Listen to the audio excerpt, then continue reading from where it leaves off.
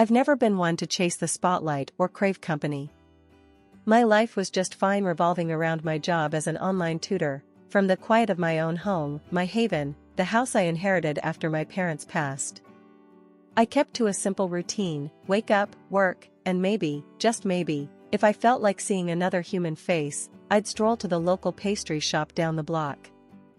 The pastry shop was my occasional escape. Mrs. Evelyn, the saleswoman, was the type to know everyone's business, but in a charming sort of way. The shop smelled like cinnamon and sugar, and the bell above the door jingled with a quaint, welcoming sound every time I pushed it open. It was on one of these routine visits that Mrs. Evelyn decided to play matchmaker. As she slid a steaming cup of coffee across the counter, her eyes twinkled like she was onto something. "You know, Tessa, my son's just about your age," she started, arranging the pastries with more vigor than necessary. "Still single too. You should meet him sometime." I laughed it off, stirring cream into my coffee. "Thanks, but I'm alright on my own." "Really?" Mrs. Evelyn shrugged, a mischievous smile on her face. "Well, we'll just see about that." I thought nothing of it until my next visit, when I opened the door to find not just the usual scent of baked goods, but also a new face behind the counter. He was tall, awkward in a charming way, and when he turned around, his smile was immediately disarming. "Hi, Tessa, I'm Jack, Evelyn's son. I think she's mentioned me?" His words caught me off guard. Mentioned him? More like schemed up an entire meet-cute without telling me. "Oh, yeah, she might have said something," I replied, trying not to show my surprise. Jack handed me a blueberry muffin on the house and leaned on the counter. "She thinks she's being slick, setting us up like this. Sorry if it's weird." I couldn't help but laugh. "A bit unexpected, but it's fine. She means well." As he talked about his job and his hobbies, which, surprisingly, included a lot of reading, something we had in common, I found myself genuinely interested. Jack wasn't just some guy his mom wanted to push on a customer, he was actually pretty cool. "Do you come here often then? To get away from the chaos of the world?" he asked, gesturing to the shop. "Yeah, it's my little retreat. Good coffee, better pastries, and now, apparently, decent company," I said with a smirk. Jack grinned, clearly pleased. "Decent? I'll take that as a compliment, coming from someone who'd rather be at home." The conversation flowed easily after that, the initial awkwardness melting away like butter on a hot muffin. By the time I left the shop, phone numbers exchanged and a promise to grab dinner together sometime soon hanging between us, I had to admit, Mrs. Evelyn might have been onto something after all.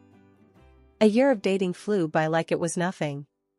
Jack and I got along easily, slipping into a comfortable routine of shared dinners and late-night talks about everything and nothing.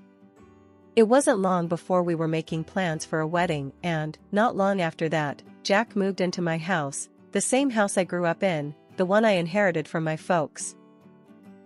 Jack's parents lived just a few blocks away, which at first seemed like a blessing.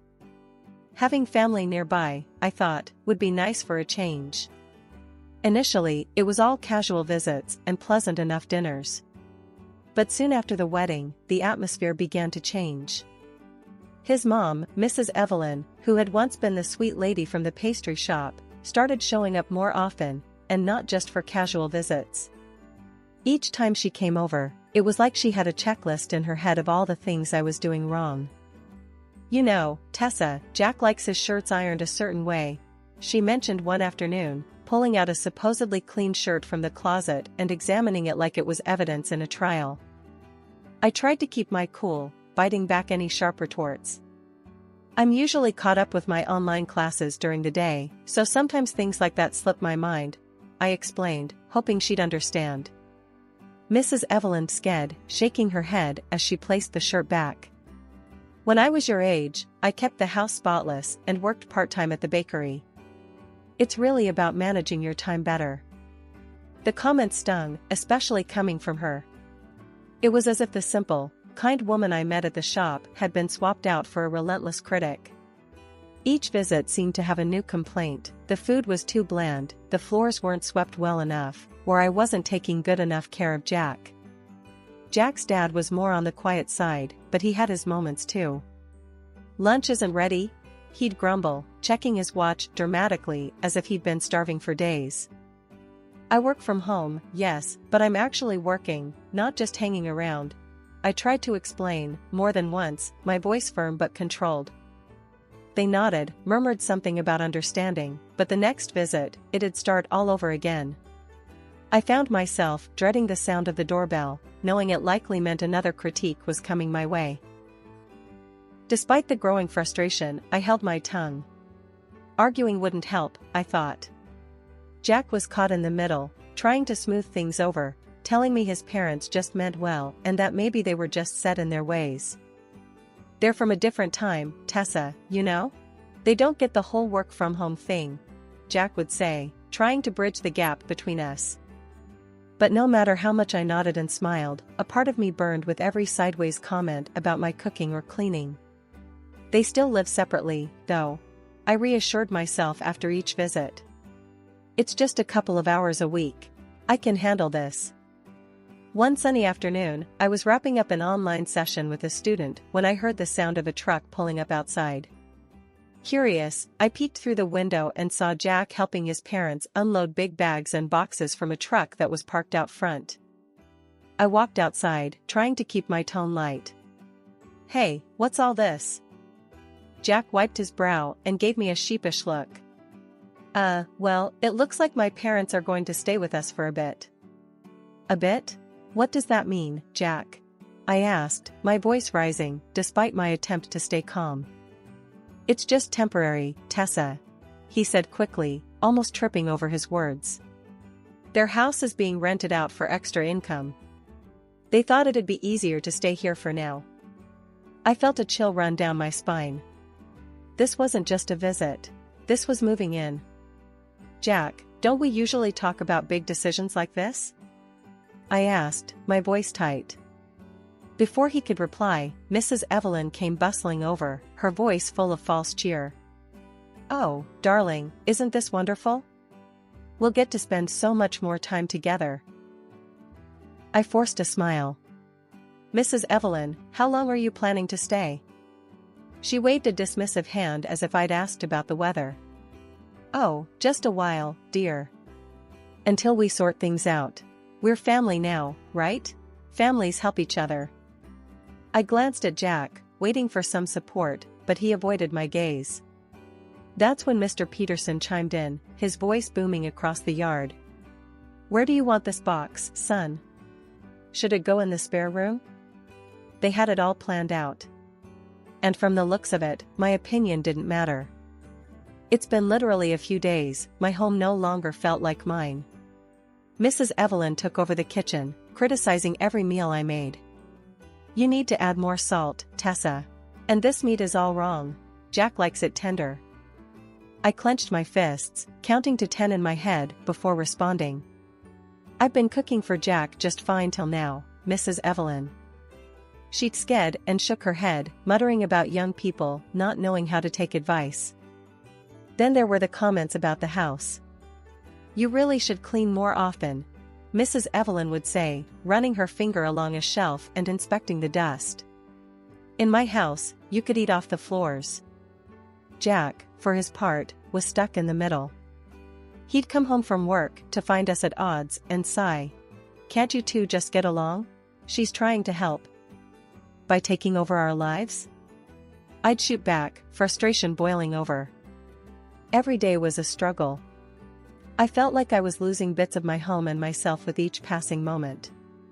The tension was palpable, the air thick with unspoken words and stifled anger.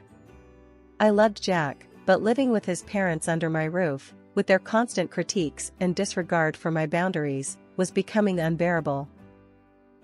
Every day started the same since Jack's parents moved in.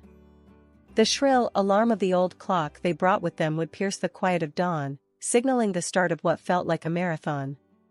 Before I could even sip my morning coffee, Mrs. Evelyn would already be bustling around the kitchen, a storm dressed in an apron. "You're up late today, Tessa," she'd comment, as if 7 a.m. was noon. I'd mumble something about having a late session the night before and brace myself for the avalanche of tasks she deemed necessary to start the day. One particular morning, as I tried to prep for an online tutoring session, Mrs. Evelyn barged into my makeshift office with a laundry basket full of clothes that apparently needed urgent washing.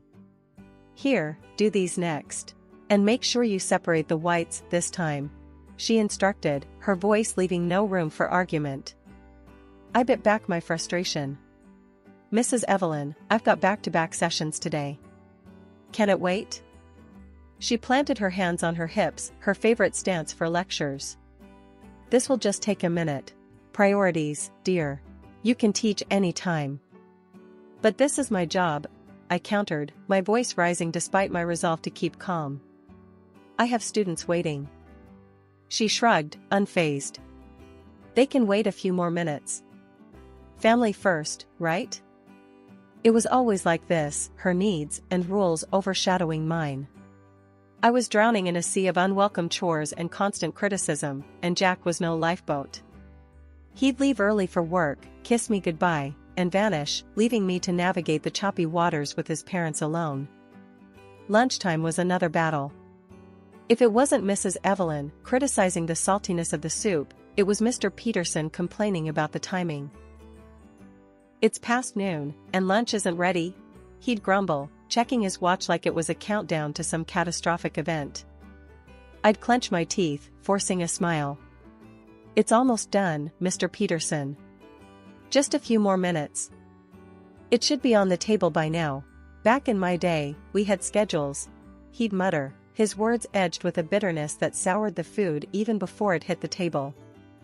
One day, fed up with the mounting pressure, I snapped. It was a Tuesday, nothing special about it, except for my patients wearing thinner than the soles of the slippers Mrs. Evelyn insisted I wear inside. "I am not your maid, and this is not a diner," I exclaimed as Mrs. Evelyn hovered over my shoulder while I chopped vegetables. "I can't keep up with this and my work. It's too much." Mrs. Evelyn recoiled as if I'd slapped her. "I'm just trying to maintain some standards in my son's home," she retorted, her voice sharp and cold. "It's my home too," I shot back, slamming the knife down on the cutting board. "And I can't do everything around here. I'm working, too, remember?" Jack walked in right then, his timing as impeccable as ever. "What's going on here?" he asked, looking from his flustered mother to me. I shook my head, too weary to explain again. "Ask your mother," I said, leaving the kitchen and the mounting pile of grievances behind. Everything took a sharp turn downhill when Mrs. Evelyn decided to quit her job at the bakery. She said she was tired and figured she'd be more use around the house helping out. If only that were true. Instead, her idea of helping was bursting into my home office during an online tutoring session and yelling that it was time to start cooking dinner. It was mortifying. "Are you going to start on dinner, Tessa? It's getting late, and we're all hungry," she bellowed one afternoon, not caring that my microphone was on and my students could hear every word. I muted the mic, cheeks burning with embarrassment. "Mrs. Evelyn, I'm still working. Can we talk about this later?" But she just waved her hand dismissively and walked out, leaving me to apologize to my students and try to regain my professional composure. Then there was Mr. Peterson, who seemed to think I just played on the computer all day. "I don't see why you're always so busy," he'd grumble. "Looks to me like you're just tapping away at games." "It's not games, it's my job," I'd snap back, sharper than I intended. "This is how I earn our living now." That's right, our living. Because 3 months into this new family arrangement, Jack came home in the middle of the day, looking like he'd lost a fight. "I got laid off, Tessa," he confessed in a hushed tone, checking to make sure his parents weren't around. "Please don't tell my folks yet, I don't want to worry them." So there I was, the only one bringing in any money, trying to cover all our expenses on just my tutor's salary. Bills piled up, and there was never enough to go around. Groceries, utilities, everything cost more with 4 adults in the house. One evening, I sat down with Jack and his parents to try to address the elephant in the room. "We need to talk about finances," I started, my hands clenched in my lap to stop them from shaking. I'm the only one earning right now, and we're struggling to keep up with the bills. Mrs. Evelyn and Mr. Peterson looked at each other, then back at me. But Jack's working. He can cover it, Mrs. Evelyn said, her voice full of misplaced confidence. Jack shifted uncomfortably beside me. Actually, Mom, that's not true. I lost my job. The room went silent. Mr. Peterson coughed. You what? Why didn't you tell us? I didn't want to upset you, Jack mumbled, staring at his hands. I took a deep breath and plunged ahead. We can't cover everything on my salary alone. I was thinking maybe you could help out, contribute half the rent of your house to the family budget? Their reaction was as if I'd suggested something outrageous. Mrs. Evelyn's eyes narrowed. Why should we? You have a job. You should be able to handle it. Jack always took care of things before. I was at my breaking point. But I can't now. It's too much, and I need help. Jack put a hand on my shoulder. Maybe just give me some time to find a new job, okay? I'll sort it out. I nodded, more out of exhaustion than agreement. Every day felt like wading through quicksand. The harder I worked, the deeper we sank into debt. It was during one of our usual tense dinners when Mrs. Evelyn casually threw out their latest extravagant plan. She waved a glossy travel brochure at me, her eyes glinting with excitement. We're planning a little getaway, 2 weeks in Spain. So, darling, would you prefer a scarf or a shell as a souvenir? I stared at her, my fork halfway to my mouth, completely thrown off. A vacation? Now? Oh yes, she gushed, her enthusiasm undimmed. And we were wondering if you could chip in a little. Just $2,000 for some pocket money.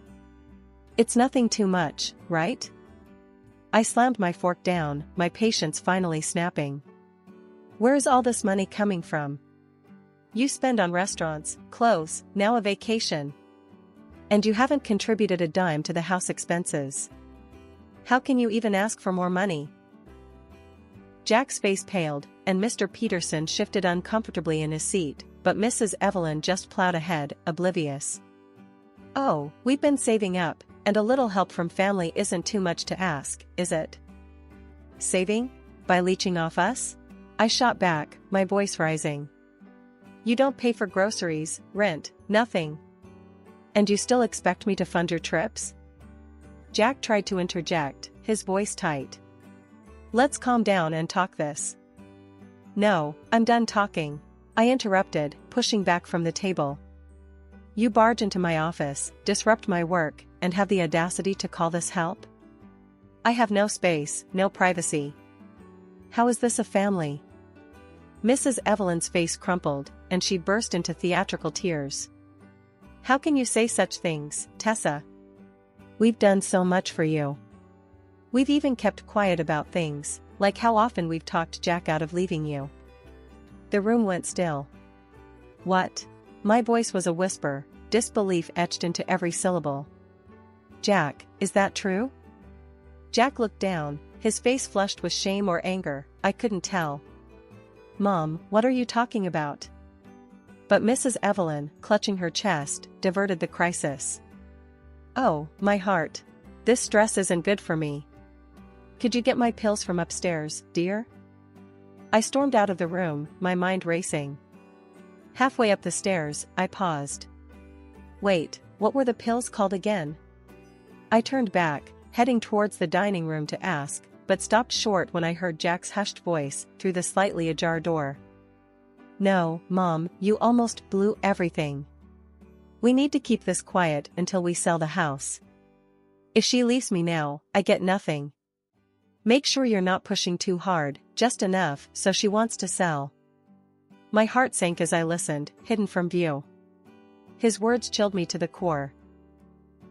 We keep up the pressure, she sells, I divorce her, and get half. Then we can sell the old house and buy something better. Just keep it together, stop buying expensive stuff for a while, and coordinate with me first. I leaned against the wall, feeling the weight of their betrayal. I couldn't believe what I was hearing, my marriage, my home, it was all a setup. Taking deep breaths, I composed myself and walked back into the dining room. Mrs. Evelyn was wiping her eyes, miraculously recovered. I forgot to ask, "What's the name of your medicine?" She smiled sweetly, a stark contrast to her earlier performance. "Oh, it's nothing, Tessa. I'm feeling much better now. Thank you." As I sat back down, I knew I had to play along. They didn't know that I knew, and I needed to keep it that way. Inside, I was reeling, but outwardly, I was calm. I needed a plan, and until then, I had to keep my cards close to my chest. The next morning, I woke up with a plan crystal clear in my mind. I canceled all my classes for the day, a first since I started tutoring online. I drove to the lawyer's office, my hands slightly trembling as I gripped the steering wheel. At the lawyer's, I laid everything out, the overheard conversations, my financial contributions, everything. The lawyer was meticulous, making sure that the divorce papers were ironclad, especially regarding the ownership of the house and my assets. "They won't see a cent of your property," he assured me, his voice firm and resolute. When I returned home, the atmosphere was stifling. Jack and his parents were in the living room, an air of impatient waiting hanging over them. As soon as I walked in, Mrs. Evelyn erupted. "Where have you been all day? You couldn't even bother to make dinner before leaving?" Her voice was shrill, echoing off the walls. I stood at the entrance, my resolve hardening. "I'm done cooking. And I'm done tolerating disrespect in my own house," I replied, my voice calm but ice cold. Jack stood up, his expression a mix of frustration and a poorly masked desperation. "Maybe it's best if we just sell the house and find somewhere else to go. Start fresh, you know, without my parents?" He was playing his part, thinking he was steering the conversation towards his goal. His parents froze, their faces a picture of greedy anticipation. But I couldn't help but laugh, a short, humorless sound that bounced sharply around the room. "Sell the house? Oh, Jack, I know about everything. Your plans with your parents. It's over." I pulled the divorce papers from my bag and slapped them down on the coffee table in front of him. "Here are the divorce papers. I want you and your parents out of my house immediately." The room erupted. Jack's face turned a deep red, his eyes wide in shock. Mrs. Evelyn began to sob dramatically, while Mr. Peterson stood up, his body tense with anger. "You can't do this to us, we're family." "That's no family of mine," I shot back. "You tried to cheat me out of my home, my security. It's done." Jack made a move as if to argue, but I cut him off. "I have recordings of your plans. My lawyer is fully aware of everything. Leave, or I will call the police." They gathered their things, Mrs. Evelyn wailing the entire time, while Mr. Peterson muttered curses under his breath. Jack looked defeated, the reality of his situation finally dawning on him as he realized the game was up. The next few weeks were a blur of activity. I threw myself into revamping the house, turning it back into the sanctuary it had been before. Each room was cleansed of any remnants of the past months, every cushion, every piece of linen that held any trace of them was replaced. One afternoon, while rearranging the living room, my phone buzzed. It was a call from Emma, a friend I hadn't spoken to in months, too embarrassed to tell anyone about the mess my life had become. "Hey, Tessa, I heard about the divorce." Emma's voice came through, tinged with concern. "How are you holding up?" I paused, paintbrush in hand, looking around at the half-finished room. "I'm okay, Emma. Actually, I'm better than okay. I'm starting something new. I'm expanding my online tutoring into a full-blown virtual academy. Planning to offer courses worldwide." We chatted a bit more, and after hanging up, I felt a renewed sense of purpose. My life was truly my own again, and I was going to make something incredible out of it. Days turned into weeks, and my project began to take shape. I hired a small team, working tirelessly to build a platform that wasn't just about learning, but about connecting people across the globe. The response was overwhelming. Students from different countries signed up, eager to be part of a community that promised more than just education. Several weeks later, Mrs. Evelyn called me.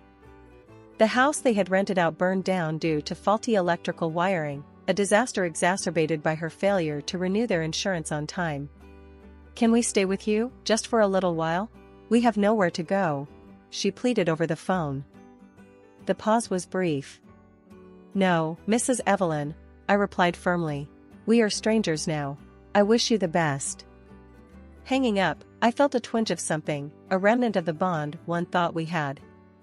But stronger than that was the conviction in my own voice, the certainty in my choice.